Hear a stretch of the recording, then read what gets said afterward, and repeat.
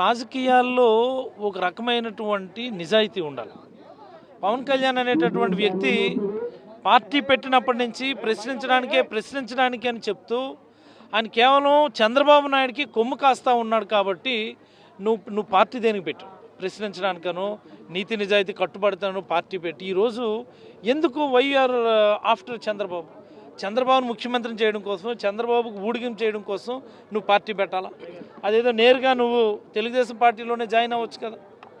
లేదనుకుంటే పార్టీని అందులో విలీనం చేయి. నేను అనుకుంటున్నాను ఈ ఎన్నికల తర్వాత ఖచ్చితంగా జనసేన పార్టీ అనేది తెలుగుదేశం పార్టీలో విలీనం అయిపోతుందని నేనైతే భావిస్తాను. ఇప్పుడు చంద్రబాబు నాయుడు మీకు పోటీ కాదనుకుంటున్నారు, ఓన్లీ పవన్ కళ్యాణ్ పోటీ అనుకుంటున్నారు. అసలు మీరు ఒక విషయం మీరు గుర్తుపెట్టుకోవాలా, వైఎస్ఆర్ కాంగ్రెస్ పార్టీగా దమ్ము ధైర్యం అన్నీ ఉన్నాయి కాబట్టి మేము ఎవరితో కూడా పొత్తులు లేకుండా సింగిల్ పార్టీగా మేము ఎన్నికల్లో నిలబడతాము.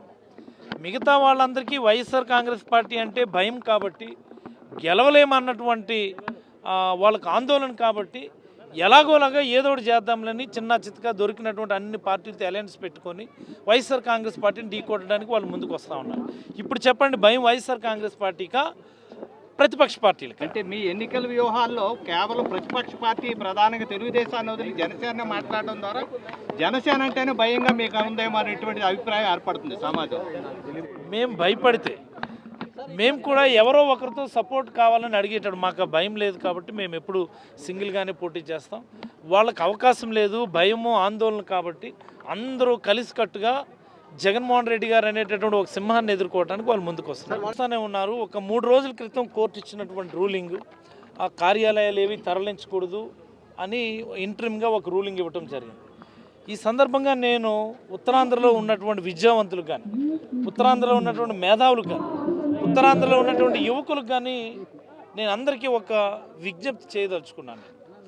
మనకి స్వాతంత్రం వచ్చి 75 సంవత్సరాలు అయింది, ఆంధ్ర రాష్ట్రం ఏర్పడి 65 సంవత్సరాలు అయింది. అనేకమైనటువంటి అభివృద్ధి కార్యక్రమాలు లేకపోతే సంక్షేమ కార్యక్రమాలు ఈ 6-7 దశాబ్దాల్లో ఈ రాష్ట్రంలో అవలంబించినాయి. In spite of all these measures ఉత్తరాంధ్రలో ఉన్నటువంటి 3 జిల్లాలు కూడా ఇతర జిల్లాలతో పోటీ పడలేక ఉపాధిలో కానీ, ఉద్యోగాల్లో కానీ, విద్యావకాశాల్లో కానీ వెనుకబడిపోవడం మనందరం కూడా చూసాం. మరి దీనికి ఒక బలమైనటువంటి సమాధానం చెప్పాలి అంటే ఒక పెద్ద రాజకీయ నిర్ణయం జరిగితే తప్ప ఇది సాధ్యపడేది కాదు.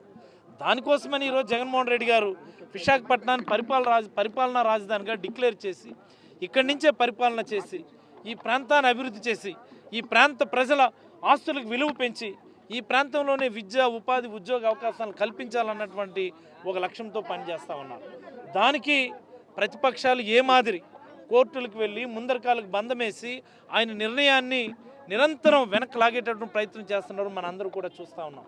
మీరందరూ ఒకసారి ఆలోచించండి, మీరందరూ ఒకసారి గ్రహించండి. ఉత్తరాంధ్ర మీద నిజంగా ప్రేమ ఉండి మన ప్రాంత ప్రజలకు మంచి చేయాలన్న ఉద్దేశంతో జగన్మోహన్ రెడ్డి గారు పనిచేస్తూ ఉంటే మన ప్రాంత ప్రజల మీద పగతో, మన ప్రాంత యువకుల మీద కక్షతో ఈరోజు ప్రతిపక్ష పార్టీలు పనిచేస్తూ ఉన్నాయి. ఒకసారి గ్రహించమని కోరుతా ఉన్నాం. ఒకసారి ఖచ్చితంగా చీఫ్ మినిస్టర్ ఆఫీస్ అయితే ఇక్కడికి అనుకున్న సమయానికి అయితే రావడం జరుగుతుందని మీకు అందరికైతే తెలియజేస్తాను. ఎవరు గెలుస్తారు, ఎవరు గెలవలేరు, ఎలా గెలవాలన్నటువంటి వ్యూహాలు అన్నటువంటి విధంగానే పనిచేస్తారు.